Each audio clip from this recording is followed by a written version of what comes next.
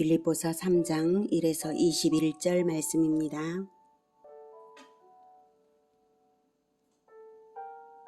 3장. 끝으로 나의 형제들아, 주 안에서 기뻐하라. 너희에게 같은 말을 쓰는 것이 내게는 수고로움이 없고 너희에게는 안전하니라. 개들을 삼가고 행악하는 자들을 삼가고 몸을 상해하는 일을 삼가라. 하나님의 성령으로 봉사하며 그리스도 예수로 자랑하고 육체를 신뢰하지 아니하는 우리가 곧 할례하라. 사랑하는 형제 여러분, 4월 5일 화요일 저녁 묵상에 오신 것을 환영합니다. 이 장에서는 고난을 기뻐하라고 하며 겸손을 통한 교회의 연합을 권면하고 디모데와 에바브로디도를 겸손한 모범들로서 빌립보 교회를 위해 추천했습니다. 이제 편지를 마무리하는 시점이 되어서 바울은 겸손과는 정반대되는 거짓에 속지 않도록 강력하게 경계하는 가르침을 줍니다. 1절. 끝으로 나의 형제들아, 주 안에서 기뻐하라. 너희에게 같은 말을 쓰는 것이 내게는 수고로움이 없고 너희에게는 안전하니라. 나의 형제들아, 주 안에서 기뻐하라. 고난을 기뻐하라 라는 거죠. 겸손하게 고난을 기뻐하는 마음이 겸손입니다. 너희에게 같은 말을 쓰는 것은 이제부터 말할 거짓 스승에 대한 견해를 반복해서 말할 건데, 그 반복이 이제 반복적으로 말한다고 해서 바울이 수고스러운 것도 아니고 오히려 반복으로서 교회 공동체를 지켜내는 데에 안전한 조치이기 때문에 반복하는 것이니까 새겨 들으라는 뜻으로 하는 말입니다. 2절. 개들을 삼가고 행악하는 자들을 삼가고 몸을 상해하는 일을 삼가라.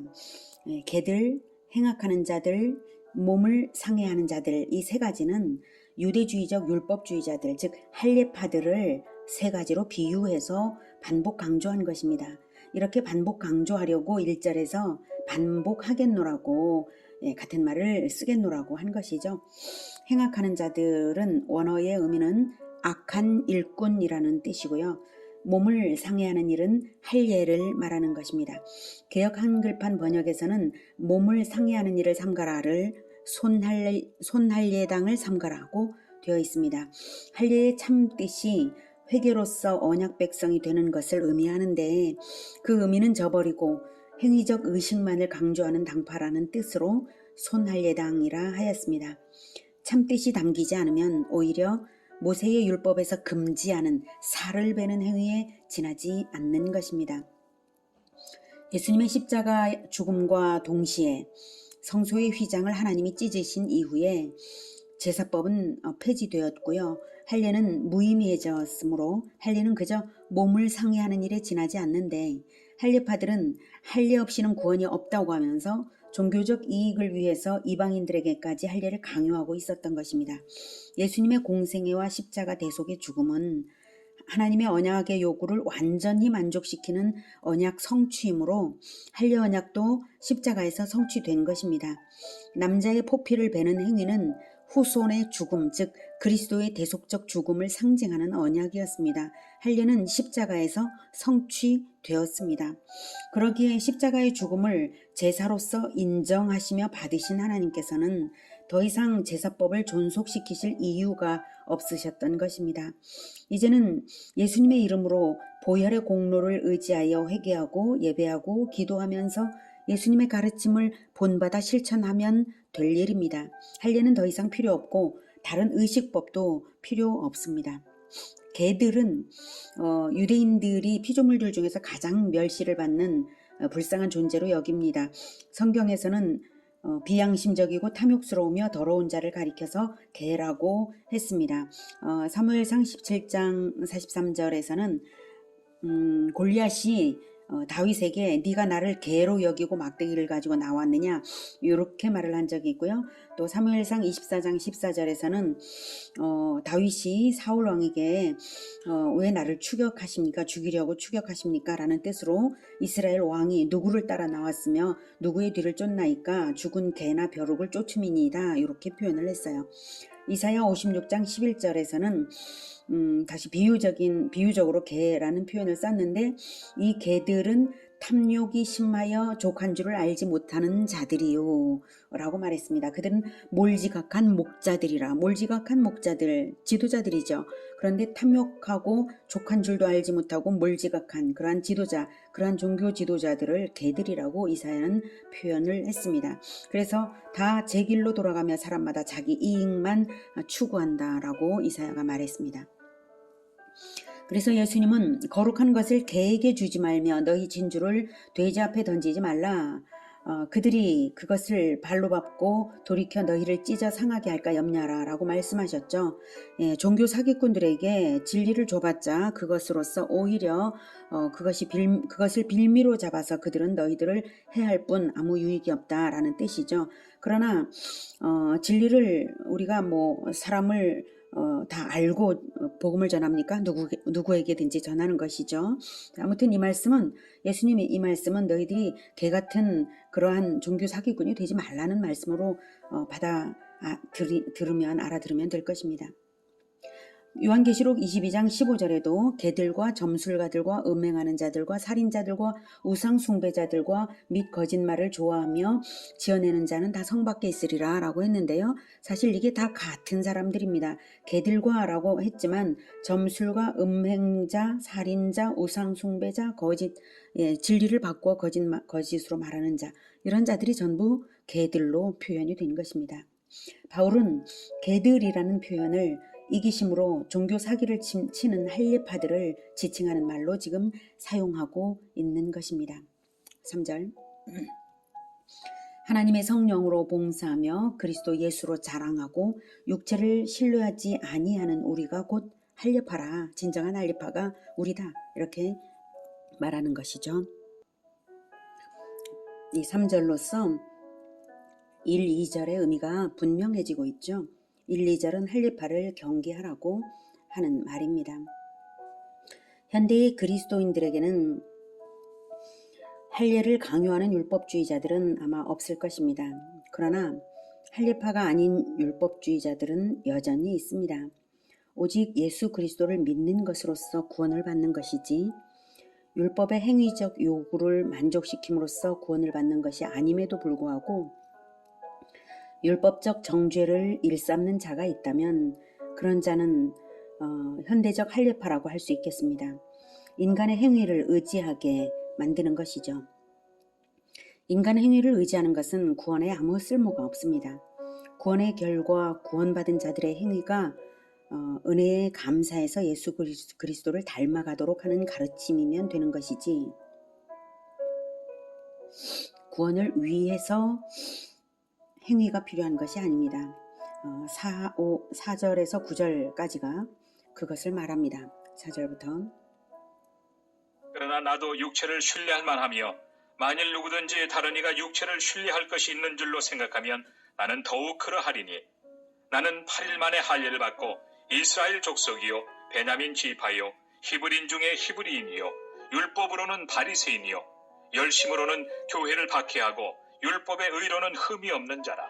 그러나 무엇이든지 내게 유익하던 것을 내가 그리스도를 위하여 다 해로 여길 뿐더러 또한 모든 것을 해로 여김은 내 주 그리스도 예수를 아는 지식이 가장 고상하기 때문이라. 내가 그를 위하여 모든 것을 잃어버리고 배설물로 여김은 그리스도를 얻고 그 안에서 발견되려 함이니 내가 가진 의는 율법에서 난 것이 아니요 오직 그리스도를 믿음으로 말미암은 것이니 곧 믿음으로 하나님께로부터 난 의라. 인간 행위나 인간적인 어떤 것을 의지해서 구원받는 것이라면 나 바울이야말로 육체를 즉 인간적인 모든 조건을 신뢰할 만한 자다. 그러나 그것으로 구원받는 것이 아니라는 것이죠. 오히려 그런 것들은 그리스도의 도를 따르는 데에 해가 될 뿐이라는 말입니다.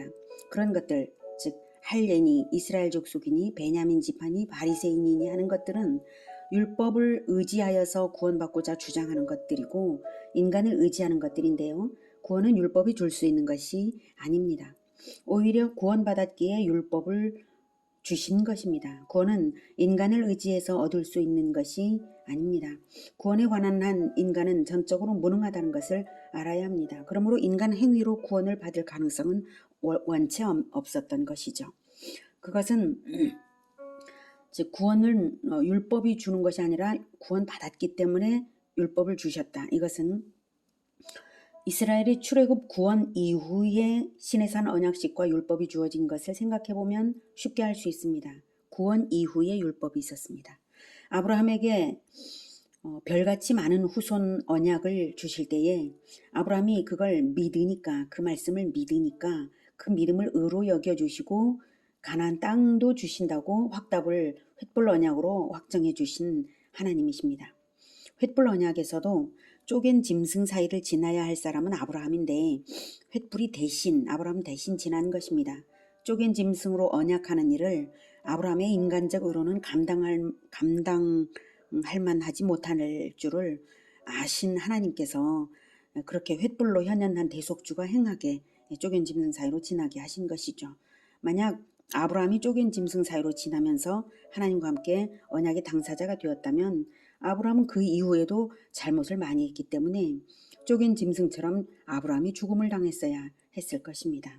그러나 아브라함 대신 대속주께서 횃불로 현현하셔서 쪼갠 짐승 사이로 지나셨고 그 언약의 효력은, 그 언약의 언약적인 축복은 아브라함이 받은 것이죠. 그래서 예수님께서 십자가를 지신 것입니다. 율법은 구원받은 자들을 위해서 생활의 지침서로서 최저 수준을 요구하신 것이지 그것이 구원의 조건은 결코 아닙니다. 아브라함에게 무슨 조건, 행위적인 조건을 요구하셔서 아브라함에게 언약을 주신 것이 아닙니다. 아브라함의 믿음을 보시고 복을 주시고 인도하시고 그러셨죠. 구원의 조건은 아무것도 없습니다. 오직 믿음으로 은혜로운 구원을 받아들이는 것밖에 없습니다. 그래야 은혜를 깊이 새겨서 평생 은혜를 갚기 위해서 겸손하게 살아갈 것 아니겠습니까?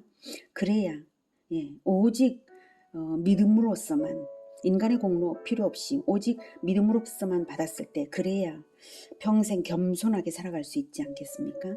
구원을 이루는 데에 인간의 공로가 조금이라도 필요했다면 인간은 한없이 교만해질 것이 뻔한 일입니다. 인간의 자기 의는 구원을 위해 필요한 것이 아니라 쓸모없는 것이고 방해가 될 뿐입니다. 오직 겸손이 필요할 뿐이죠. 오직 겸손으로서만 그리스도를 배울 수 있는 것이지 자기 의를 자랑하고자 하는 마음으로는 결코 그리스도를 배울 수 없습니다. 10절 내가 그리스도와 그 부활의 권능과 그 고난의 참여함을 알고자 하여 그의 죽으심을 본받아. 부활의 권능은 죽으심을 본받는 겸손으로서만 참여하는 것입니다. 고난을 받아들이는 겸손이 있을 때에 진정 죄는 죽고 그리스도인으로서 살아나는 것입니다.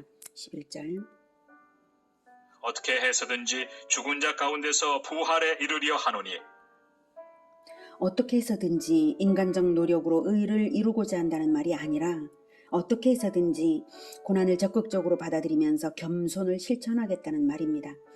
이것이 구원받은 자의 태도인 것이지 남의 행위를 판단하면서 할례 따위의 외식적 행위를 강요하면서 구원을 위하여 노력하라는 말은 거짓입니다. 구원은 노력으로 받는 것이 아니라 믿음으로 받는 것이고 구원받은 이후에 그리스도의 겸손과 고난을 본받는 노력이 필요한 것입니다. 그리스도의 겸손을 본받는 것은 모양새가 아니라 비전입니다. 그리스도의 비전을 받아들일 때에 그리스도의 겸손으로서 그 비전을 이루려고 고난을 적극 받아들이게 되는 것입니다. 12절 내가 이미 얻었다 함도 아니요 온전히 이루었다 함도 아니라 오직 내가 그리스도 예수께 잡힌 바 된 그것을 잡으려고 달려가노라. 형제들아 나는 아직 내가 잡은 줄로 여기지 아니하고 오직 한 일, 즉 뒤에 있는 것은 잊어버리고 앞에 있는 것을 잡으려고 표대를 향하여 그리스도 예수 안에서 하나님이 위에서 부르신 부름의 상을 위하여 달려가노라. 바울은 구원을 자기의 의가 이루는 것이 아니므로 자기가 이미 얻었다고 말할 수 없고 온전히 이루었다 말할 수도 없다는 것을 압니다. 다만 그리스도께서 제시한 비전을 받아 안아서 고난을 걸머지고 달려갈 뿐입니다. 왜냐하면 아무 공로 없이 그저 은혜를 받은 자이기 때문입니다. 하나님이 위에서 부르신 부름의 상을 아는 자는 구원의 확신이 있는 것은 물론이요 그 구원의 확산과 완성을 위하여 부르심의 상을 위하여 달려갑니다. 부르심의 상을 위하여 달려가는 자는 남을 정죄하지 않습니다. 다만 모범을 보이며 달려갑니다. 그의 눈에는 비전의 표대가 보이는 것이지 타인의 죄에 간섭하는 것이 어리석은 것입니다. 부르심의 상을 위하여 달려가는 자 주변에 있으면 정죄를 당해서 죄가 없어지는 것이 아니라 감화를 받아서 죄가 자취를 감추는 일이 경험될 것입니다. 그러니 은혜 받은 자들에게는 정죄는 필요 없습니다. 15절. 그러므로 누구든지 우리의 온전히 이룬 자들은 이렇게 생각할지니 만일 어떤 일에 너희가 달리 생각하면 하나님이 이것도 너희에게 나타내시리라. 성숙한 성도일수록 구원의 완성을 위해, 즉 비전을 향해, 표대를 향해 달려야 하는 것이지 겸손을 잃어버리고 자기가 이루었다고 생각하면 그것이 잘못임을 하나님이 나타내실 것이라는 말입니다. 16절.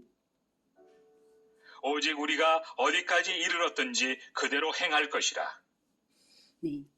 도달란 정도가 어느 정도이든지 그 공로나 성취를 따지려 들지 말고 오직 비전을 향해 정진하라는 말입니다. 뒤의 것은 잊어버리고 앞으로만 가라는 말입니다. 17절. 형제들아, 너희는 함께 나를 본받으라. 그리고 너희가 우리를 본받은 것처럼 그와 같이 행하는 자들을 눈여겨보라. 바울이 본받으라는 것은 바울처럼 하면 구원을 받는다는 것이 아닙니다. 구원을 받았으니 바울처럼 하라는 거죠. 바울처럼 그리스도를 본받는 바울처럼 하라는 것입니다. 형제들아, 즉 구원을 받은 형제들아, 이미 너희들이 구원을 받았으니 나처럼 은혜를 깊이 깨달아서 은혜를 갚고자 어떻게든 하나님의 부르심을 성취하기 위해 고난을 감수하는 겸손을 실천하며 정진하라는 것입니다. 구원을 받았으니 그리스도를 본받으라는 것입니다. 육체를 신뢰하지 않고 오직 그리스도를 신뢰하여 따르고 도전하는 것을 본받으라는 것입니다. 그리고 너희가 바울을 본받으면 또한 그처럼 본받는 자들도 눈에 들어오게 될 것입니다. 인재를 발굴하는 안목이 생기는 것이죠. 진정한 기독교 인재는 고난을 기뻐하는 겸손으로 부르심의 상을 향해 도전하는 자들입니다. 그런 자들을 눈여겨보라는 의미는 그런 자들이 진정한 제자가 될 것이므로 그런 자들을 통해서 지도권이 계승되어야 할 것이라는 말입니다. 만약 육체를 신뢰하고 자기 의를 자랑하는 자가 교회의 지도권을 차지한다면 큰일입니다. 그런 자들은 예수님을 죽인 안나스와 가야바처럼 그리스도의 원수가 되고 말 것이 뻔하기 때문입니다. 18절. 내가 여러 번 너희에게 말하였거니와 이제도 눈물을 흘리며 말하노니 여러 사람들이 그리스도의 십자가의 원수로 행하느니라. 그들의 마침은 멸망이요 그들의 신은 패요 그 영광은 그들의 부끄러움에 있고 땅의 일을 생각하는 자라. 안나스와 가야바가 그리스도를 섬기는 도리를 따르지 않은 이유는 자기들의 배만 채우기 위해 살았기 때문입니다. 종교는 그들의 허울이었을 뿐입니다. 그들은 자기 의로 가득 찬 율법주의로서 종교의 허울을 쓴 정치꾼들이었습니다. 수치스러운 권세를 영광으로 알고 추구했으며 땅의 일만을 생각하며 종교 정치인이요 종교 사기꾼으로 살았을 뿐이므로 마침내 주후 70년에 예수님의 예언대로 예루살렘 성전이 파괴될 때에 함께 영원히 멸망했습니다. 오직 그리스도가 구원을 성취하셨으므로 그리스도를 믿음으로써만 그리스도와 연합함으로써만 그리스도와 겸손하게 연합함으로써만 구원이 있는 것이지 자기 의로 그리스도의 구원에 덧칠을 하는 것은 그리스도의 이름으로 저지르는 우상 숭배 행위가 될 뿐입니다. 20절. 그러나 우리의 시민권은 하늘에 있는지라 거기로부터 구원하는 자 곧 주 예수 그리스도를 기다리노니 그는 만물을 자기에게 복종하게 하실 수 있는 자의 역사로 우리의 낮은 몸을 자기 영광의 몸의 형체와 같이 변하게 하시리라. 우리의 몸은 낮은 몸이요 우리의 행위도 낮은 것일 뿐이지만 우리의 믿음은 그리스도와 연합하여서 우리의 고난을 통해 그리스도의 비전을 이루게 합니다. 오직 겸손한 연합이 필요할 뿐 다른 아무것도 필요 없습니다. 우리에게는 자랑할 것이 오직 그리스도의 십자가 뿐입니다. 예수님께서 만물을 복종하게 하시는 자의 권세로서 임하실 때는 우리가 과거에 복종되지 않고 높아져 있던 우리의 모든 것들이 부끄러움으로만 남을 뿐 아무것도 아닙니다. 그러니 기쁨으로 복종하는 것만이 그날의 주님과의 연합의 증거로 남을 것입니다. 그래서 본장의 처음에 기뻐하라 라고 말하는 것이죠. 고난을 기뻐하라는 뜻입니다. 그리고 연합한 만큼 영광의 정도가 부활체의 영광으로 나타날 것입니다. 우리는 그 영광을 바라고 다시 오실 그리스도를 기다리는 자들입니다. 우리가 자랑할 것이 그리스도의 십자가 말고 무엇이 있겠습니까? 오직 그리스도의 십자가를 자랑하는 우리 모두가 되기를 기원합니다. 기도하겠습니다. 하나님, 우리에게는 자랑할 것이 아무것도 없고 수치스러운 것밖에 없습니다. 자랑할 것이 있다면 그리스도와 연합한 그것뿐입니다. 오직 그리스도의 십자가만 자랑하고 고난을 기꺼이 받으면서 주님께서 우리에게 주신 그 비전을 향하여 달려가겠습니다. 주님, 도와주시옵소서. 늘 우리를 인도하시며 자기 의를 자랑할 마음이 모두 다 사라지게 하여 주시옵소서. 예수님의 이름으로 기도드립니다. 아멘. 이어지는 시간은 개인 기도 시간입니다.